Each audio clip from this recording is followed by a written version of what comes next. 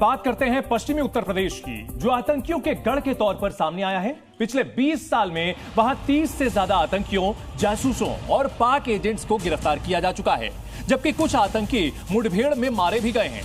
पहलगाम हमले के बाद अब यूपी के इस हिस्से पर भी पुलिस और खुफिया एजेंसियों की निगरानी सख्त हो गई है। देखिए जी न्यूज की एक्सक्लूसिव रिपोर्ट। आतंकियों का गढ़ बना पश्चिमी यूपी। 20 साल में 30 आतंकी गिरफ्तार। यूपी में टेरर ऑपरेशन, गद्दारों पर एक्शन।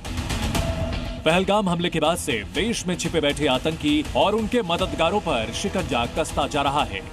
यूपी की कमान जब से सीएम योगी के हाथ में आई है, तब से 8 साल में आतंकियों की सफाई की कार्रवाई तेज हुई है।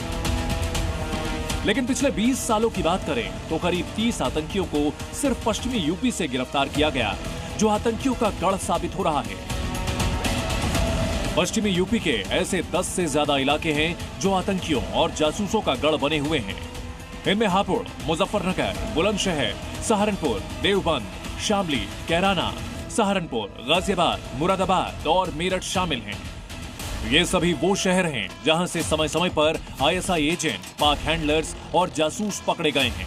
पश्चिम यूपी में आतंक का गढ़ बनाने के लिए पाकिस्तानी एजेंटों को सबसे महफूज जगह लगती है, और यही वजह है कि आईएसआई हो या हूजी, अलकायदा के तमाम आतंकी पश्चिम यूपी से ताल्लुक रखे हैं।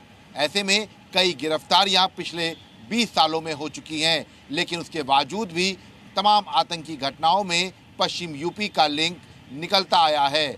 ऐसे में ये माना जा रहा है कि अभी भी जांच एजेंसियां उन स्लीपर सेल्स को पश्चिम यूपी में ढूंढ रही हैं जो भारत में रहकर तमाम देश विरोधी गतिविधियों में लिप्त हैं। वेस्ट यूपी के आतंक का गढ़ बनने की बड़ी वजह यह भी है कि वहां मुस्लिम आबादी बड़े पैमाने पर है, जहां इनके लिए घुल मिलकर रहना आसान होता है।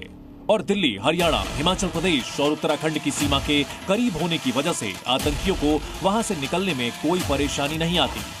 साथ ही वेस्ट यूपी में मेरठ कैंट, सहारनपुर का एयरफोर्स बेस, गाजियाबाद का एयरफोर्स बेस, चांदीनगर का एयरफोर्स बेस, बाबूगढ़ कैंट भी मौजूद है, जहां से इन पाकिस्तानी जासूसों को सेना की गतिविधियों पर नजर रखना आसान होता है।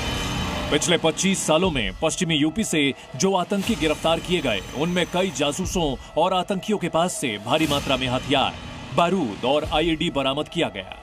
इनमें कई पाकिस्तान से ट्रेनिंग लेकर भी आए थे और लश्कर, जैश और हिजबुल जैसे आतंकी संगठनों से जुड़े हुए थे। इन आतंकियों की गिरफ्तारी की बात की जाए तो साल 2001 में 2 आतंकियों को पकड़ा गया, 2002 में 10 आतंकी और आईएसआई एजेंट गिरफ्तार किए गए, 2003 से 2005 के बीच 8 जासूस और पाक एजेंट दबोचे गए। इसके बाद 2007 से 2015 के दौरान 6 पाकिस्तानी आतंकी गिरफ्तार किए गए। साल 2018 से 2024 के बीच एटीएस ने 4 जासूसों और आतंकियों से कनेक्शन रखने वाले लोगों को पकड़ा। जो आतंकी पिछले सालों में गिरफ्तार हुए, उनमें 12 दिसंबर 2008 को मेरठ सीआरपीएफ कैंप हमले से जुड़े लश्कर ए तैयबा का आतंकी फहीम अंसारी भी शामिल था। आतंकवादी होता, उसका कोई क्षेत्र नहीं होता, उसका कोई धर्म नहीं होता।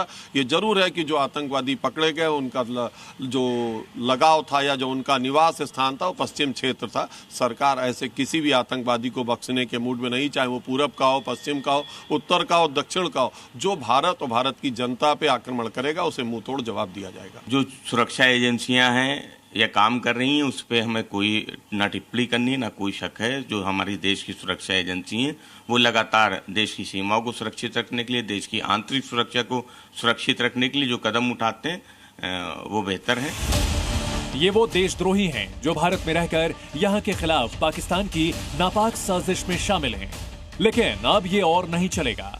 देश का कोई भी कोना हो, आतंकियों और इनके मददगारों का पूरा हिसाब होगा और चुन चुन कर इनका सफाया किया जाएगा।